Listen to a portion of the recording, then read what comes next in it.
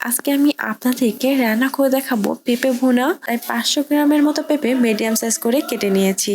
এখন আমি এর মধ্যে দিয়ে দিব হলুদের গুঁড়া, দিয়ে দিচ্ছি মরিচের গুঁড়া, লবণ পরিমাণ মতো। খুবই ভালোভাবে মেরিনেট করে নিচ্ছি।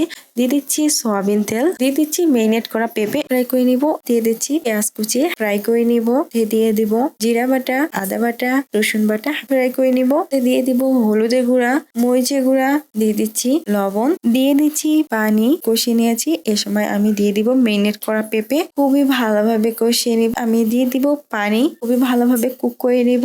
এখন আমি এর মধ্যে দিয়ে দিব কাঁচামরিচ, দিয়ে দিচ্ছি ফ্রাই করা পেঁয়াজ, দিয়ে দিচ্ছি গরম মশলার গুঁড়া, খুবই ভালোভাবে নাড়িয়ে দিব।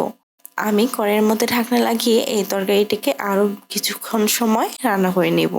এই সময় কিন্তু পেঁপেগুলো খুবই ভালোভাবে কুক হয়ে গেছে, তৈরি হয়ে গেছে খুবই মজাদার পেঁপে ভুনা।